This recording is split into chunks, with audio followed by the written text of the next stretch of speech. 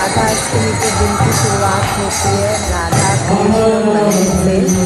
तो आज राधा अष्टमी है और इसके लिए हम लाए हैं पहले मंदिर। अब हम बना रहे हैं राधा रानी के लिए भोग, जिसमें आज मैं बना रही हूँ अरबी की सब्जी, कढ़ी, चावल, खीर और पंचामृत। ये सब चीज़ें आज मैं बना रही हूँ अपनी राधा रानी के लिए। पहले तो मेरी फैमिली में सब व्रत है, आज सबका व्रत है, मतलब किसी ने कुछ भी नहीं खाया है, सबका व्रत है और निर्जल व्रत है। अभी हमने सोचा कि सिर्फ 12 बजे की बात है तो हम लोग ना सब उनकी आरती करके पूजा करके ही खाएंगे।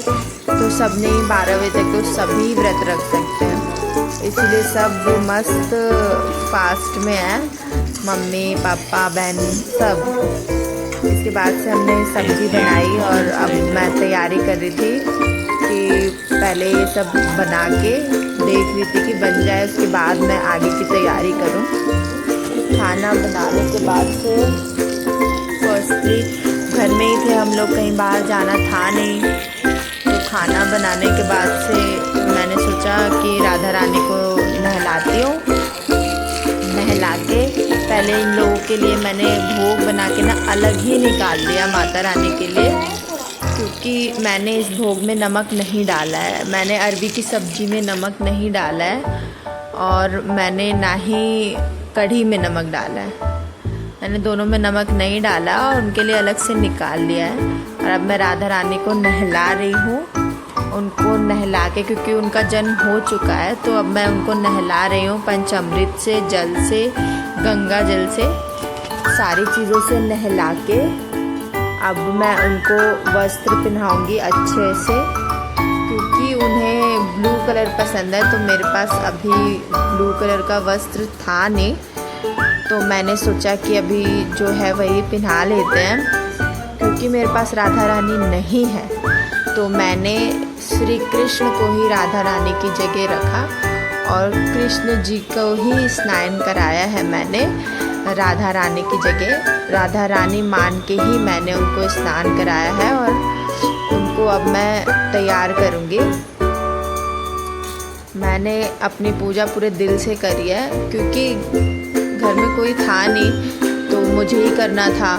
तो और राधा रानी की ज़रूरी नहीं है कि राधा रानी की मूर्ति हो ही आपके पास, क्योंकि राधा और कृष्ण जी अर्धांग थे तो आप उनको अर्धांग समझ के भी पूजा कर सकते हैं। ऐसा बिल्कुल नहीं है कि आपको राधा रानी ही चाहिए पूजा करने के लिए। आप श्री कृष्ण को राधा रानी समझ के पूजा कर सकते हैं, क्योंकि वो दोनों कभी अलग थे ही नहीं, क्योंकि उनका प्रेम इतना पवित्र था कि वो अलग बन ही नहीं पाए। वो एक दूसरे के लिए ही बने थे और वो एक दूसरे के लिए ही जिए, इसलिए उनका नाम ही राधा कृष्ण, अलग हुआ ही नहीं ये नाम।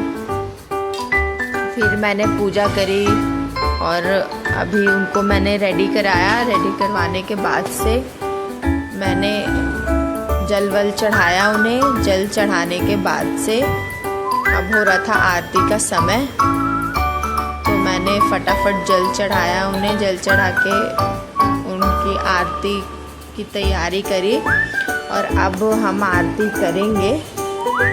उससे पहले हम लोग थोड़ा रेडी हो जाए, उनका भोग रेडी कर लेते हैं। अब आरती कर रहे हैं हम। आरती हो गई है चालू और अब आरती करेंगे। मैं और मेरी बहनें हैं, हम लोग आरती कर रहे हैं। और मैं सच बताऊँ ना यार, मतलब अलग ही सुकून मिलता है इनमें।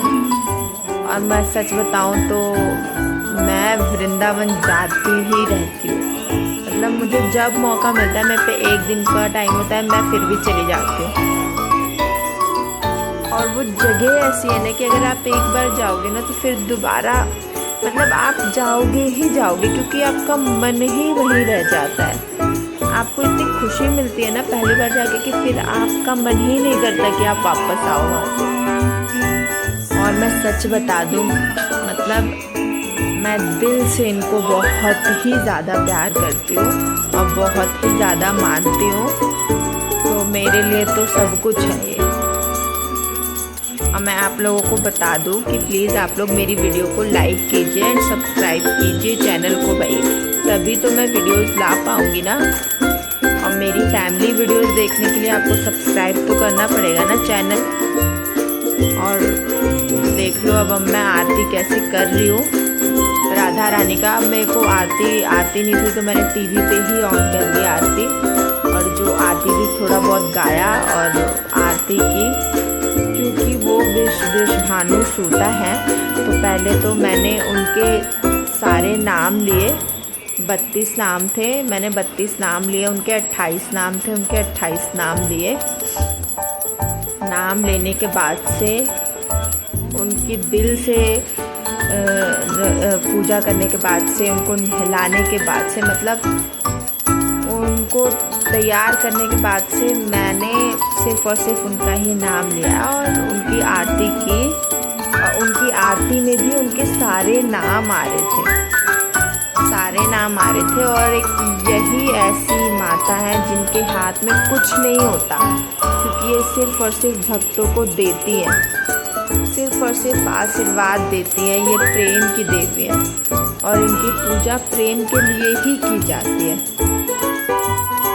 तो मैंने दिल से इनकी पूजा करी और शुरुआत मैंने इनके मंदिर से ही किया। सुबह सुबह मैं उठ के रेडी होके मैं गई थी इस्कॉन टेम्पल, वहाँ से दर्शन करके आई। फिर उसके बाद से मैंने इनको तैयार व्यार किया और 12 बजे का टाइम था, 12 बजे का मुहूर्त था, तो उसी में मैंने इनको नहलाया, तैयार किया, आरती की। और मैंने इनको अब लगाया है भोग। देख लो आप लोग भोग में मैंने क्या क्या लगाया है। इन्हें भोग लगाया है मैंने, खीर बनाया था और अरबी की सब्जी, कढ़ी चावल और पंचामृत बनाया मैंने, और इनको भोग लगाया मैंने। और भोग लगाने के बाद से इनसे लिया आशीर्वाद। और चलिए बाय बाय। वीडियो को लाइक करना और चैनल को सब्सक्राइब करना ना भूले। बाय बाय, मिलते हैं अगले व्लॉग में।